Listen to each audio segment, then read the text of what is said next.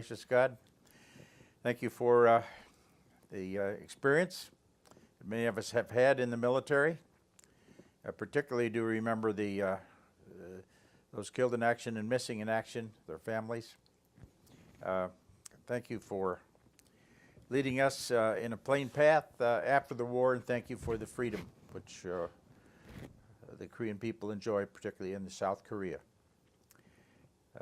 Thank you for your many blessings daily, for the praise and the glory are yours. In thy holy name, amen. Amen.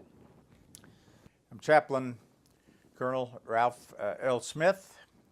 I was born in Bellflower, Illinois on Christmas Eve, December 24th in 1928, and then I grew up my first 2 or 3 years in Fort Worth. My father was a buyer for Montgomery Ward, so he traveled consistently during my first 8 years, and I went to about 12 or 13 different high schools. My parents came from farm families in central Illinois. Hometown is Bellflower, between Bloomington and Champaign, and then my father returned to Bellflower after World War II started, and I went to high school and graduated from high school at Bellflower Township High School in 1946. Entered college at Texas Wesleyan, had a year there, had another year at Sul Ross State Teachers College, which was in Alpine, Texas, which is now part of Texas A&M. And then I graduated my last year and a half at Illinois State. After the Korean War, I got out of the Army after the Korean War. I had an early release in November of 1953, returned to my home in Tucson, Arizona at the time with my parents. I was still single and wanted to settle down there and get a master's degree, finish my master's degree, which I had started at the University of Illinois in the spring of 1950. So I did exactly that. I returned to Tucson, finished a master's degree in education at the University of Arizona in 1955.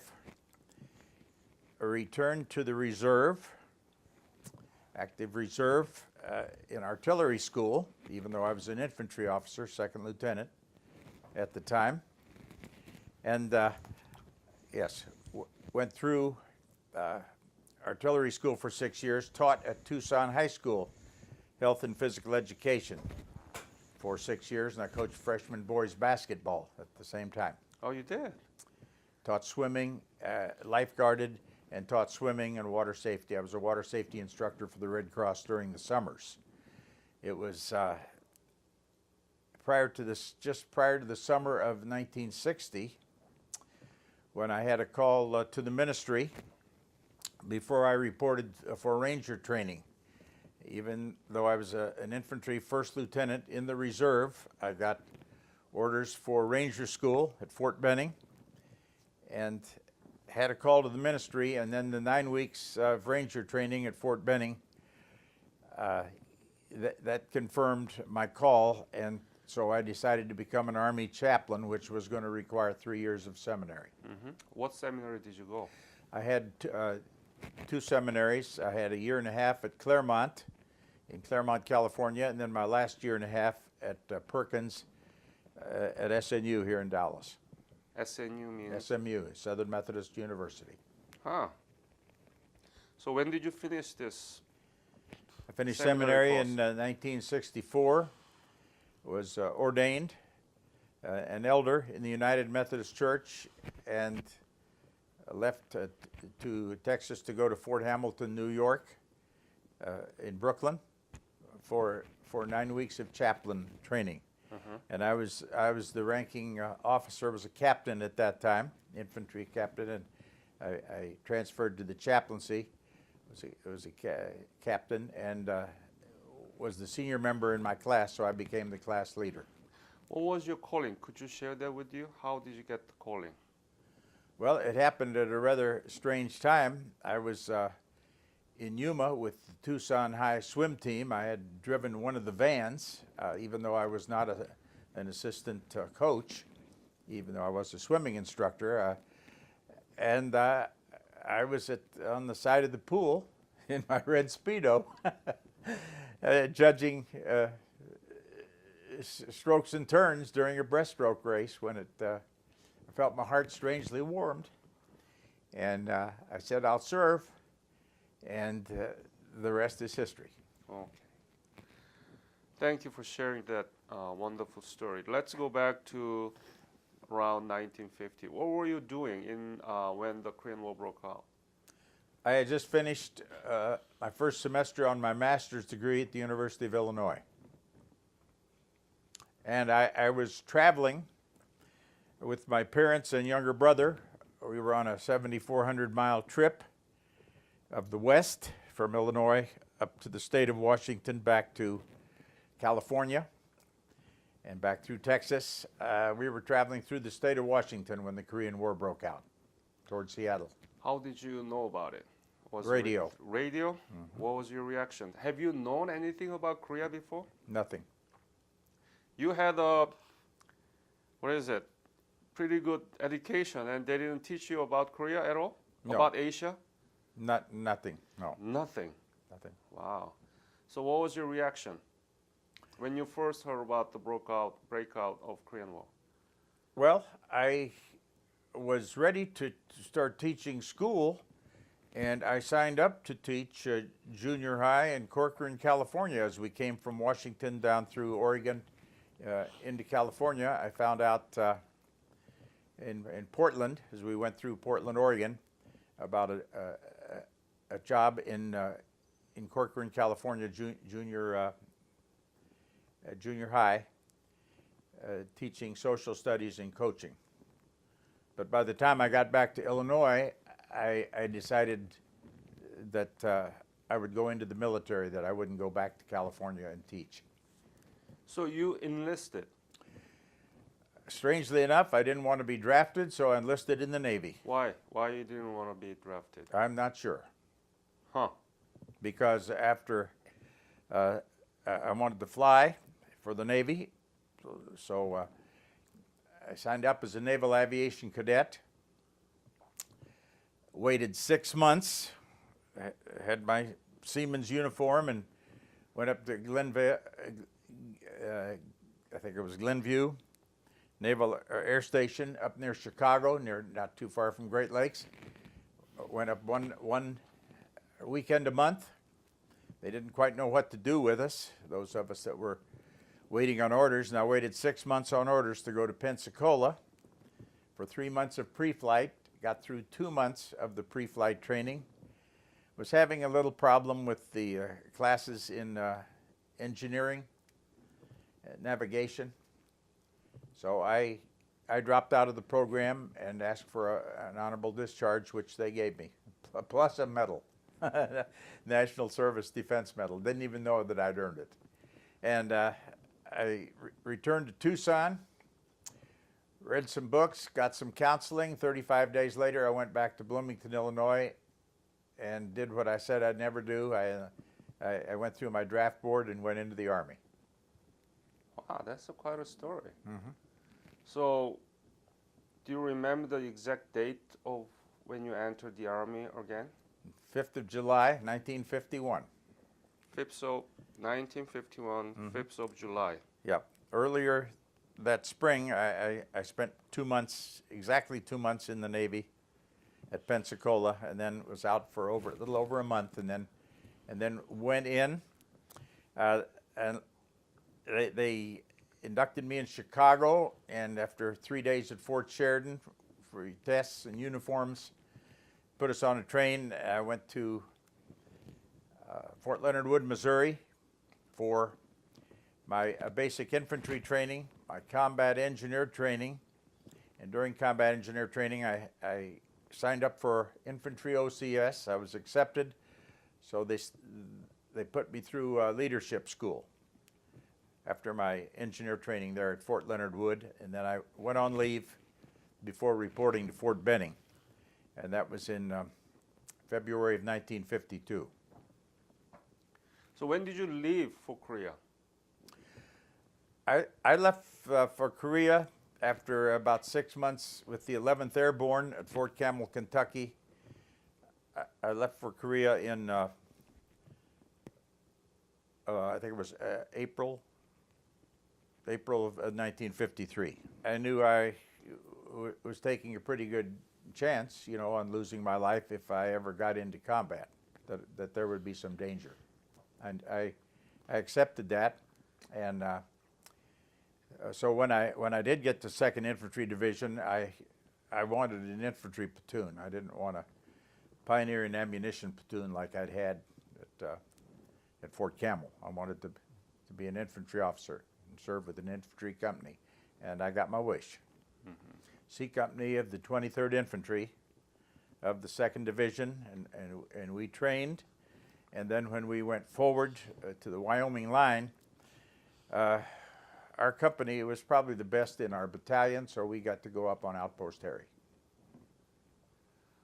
Well, how can you describe the scene of that outpost when you were assigned to the upfront? It was a company-sized outpost. The Chinese had tried to overrun it several times 2 months prior in April. We were there the first week in July. Trenches, deep trenches, very good pillboxes.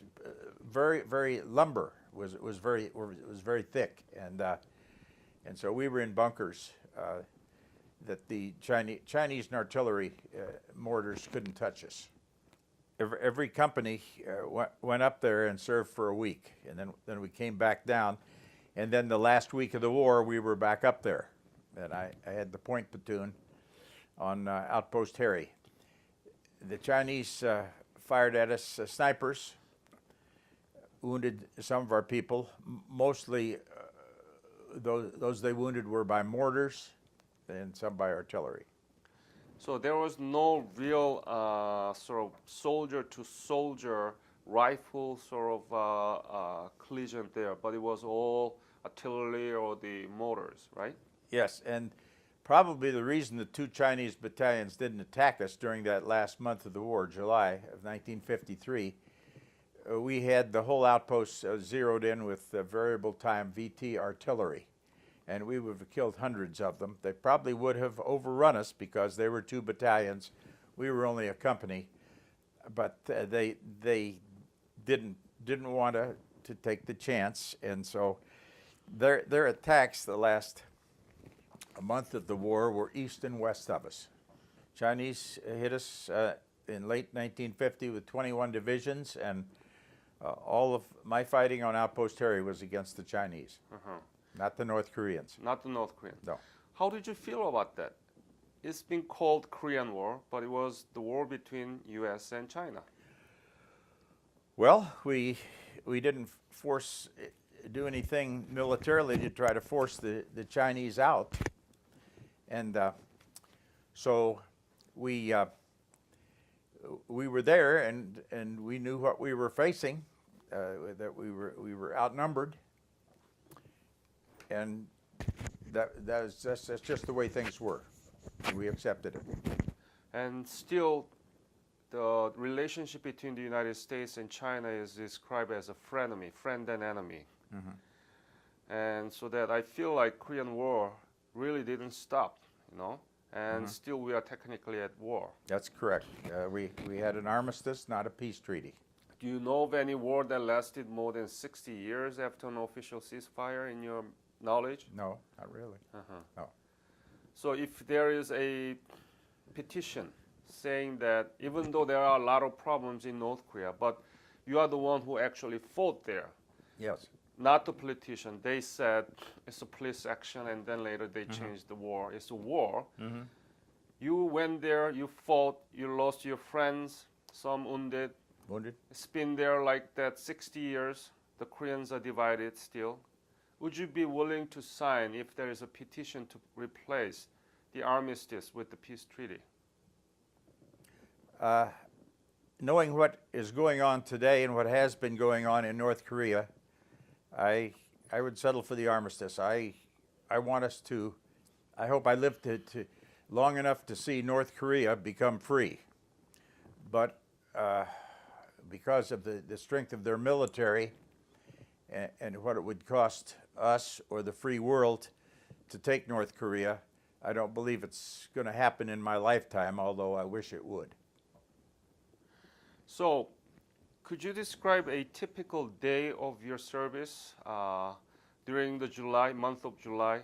And it was one of the most severe artillery attacks to each other, right?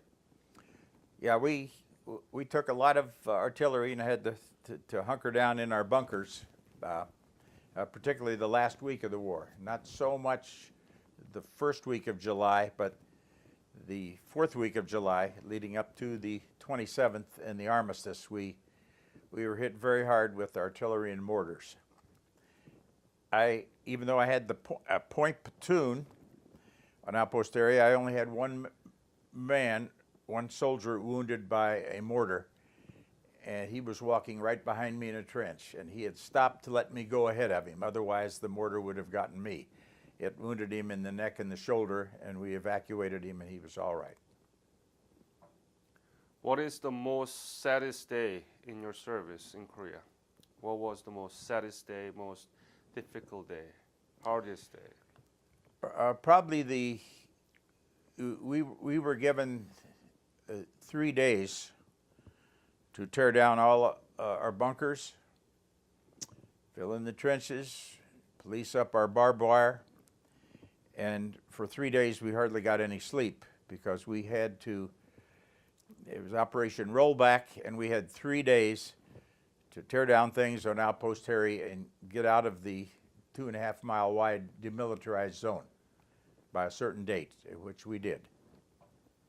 We had the help of what we call Papasans, older Korean gentlemen that came up and helped us day and night, and we gave them free cigarettes for their help.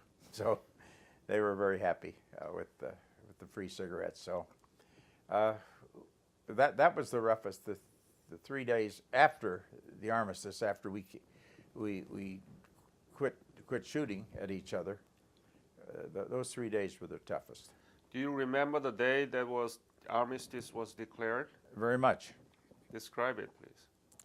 Well, it happened at 11 o'clock at night, and everything became quiet. You mean July 27th? That's right.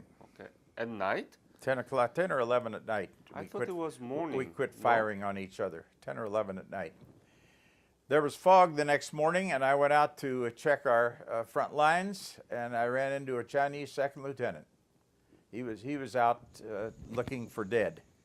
Were you able to see him? Yes, we talked. He spoke. You talked? He said he was from Tenzin, and he spoke perfect English.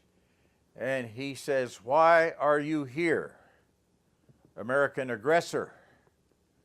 And I just shook my head and kind of laughed. And I said, "American aggressor? No, summer vacation."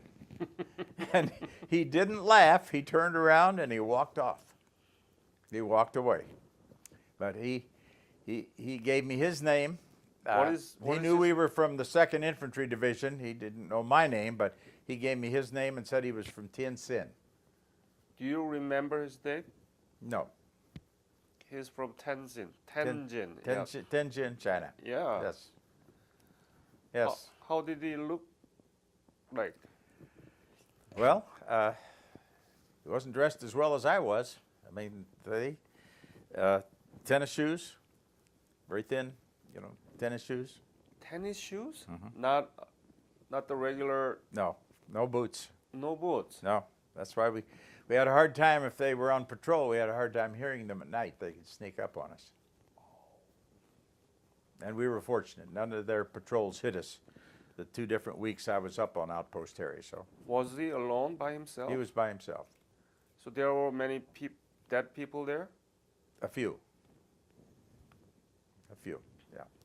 And of course, they could police them up now that the war was over. The armistice, we had an armistice, so it was just a matter of, in fact, during the 3 days as we tore down our bunkers, we also found a lot of dead Chinese on Outpost Harry that we had buried there following their attack, and many of them that were killed in April. Part of Korea between Chorwan and Kumwa in the demilitarized zone is very beautiful, and I have been back to Korea 4 times. One of those 4 times, I got to go to a South Korean outpost and look down on Outpost Harry. That was 2003, and I left there in '53, so that was 50 years later. And of course, the hills, the valleys in the demilitarized zone have all grown beautiful. They're beautiful now because of the foliage. It's one of the most beautiful spots in Korea. I returned in the year 2000. I've been back 4 times. 2 of those 4 times, I taught in all 4 of the American high schools. Those are, I taught junior ROTC, I taught leadership. Where? Yonsan, Osan, Daegu, and Busan. Huh. 2 of the 4 times I've been able to teach in the high schools for 2 days at a time. Japan is a good ally, but South Korea, I believe, because we have troops in South Korea and Japan and Okinawa. My last trip to the area with my wife on space available flights was in 2005. I taught in all 8 of the high schools, 2 on Okinawa and 6 on mainland Japan. Taught 2 days at each high school. Junior ROTC leadership. There were 2 Army, 2 Navy, 2 Air Force, and 2 Marines. It just happened to be divided equally among the services. How did you feel? What did you feel when you first go back to Korea, the country that you fought? Well, there wasn't anything there when I left in 1953. I got a picture of the Seoul Railroad Station. It was one of only 3 buildings that were standing in Seoul. And then when I went back in the year 2000, it's as beautiful as any of our larger cities in the United States. I have visited other camps, Camp Casey, stayed there. Visited chapel and prayed one morning at Camp Casey, and then I've been up to the demilitarized zone a couple times. It was quite an experience to look over into North Korea. That's very special. And then on one of my trips back, I was with an Army tour, for first a Marine tour, and we covered the demilitarized zone from the west to the east, all 155 miles of it. And then I stayed and taught high school, and then went with an Army tour for a week down to the Busan perimeter. And so that was one of the special trips, which is where this the medal is from the Korean government. Yes. I was on one of those tours, and they presented this to those of us that were there. Yeah. So you were really surprised by the developments being made there in Oh, Seoul. yes, the high-speed trains, and then Seoul, of course, that's the outstanding area. But all of Korea is beautiful, and I was struck by the number of churches as a chaplain. You know, as I would ride through on the trains, both the slow trains and the fast trains, the number of churches, and they're lit very well at night also. What do you think the best way for us to pass on the legacy of Korean War and the Korean War veterans to our future generation? How do you think that we can, because your average age is 82. Yes, Yeah, sooner or later there will be no Korean War veterans. that's right. How do we bridge the legacy, your sacrifice, your memory, your loss, your patriotism into our young generation? Part of the way I do it is by subbing in the high schools, and I only sub in junior ROTC. And part of my leadership presentation is about my experience in the Korean War. So it's that is important. What we're doing today is vital. An interview of how we felt and some of the experiences that we had. That's great. Yeah.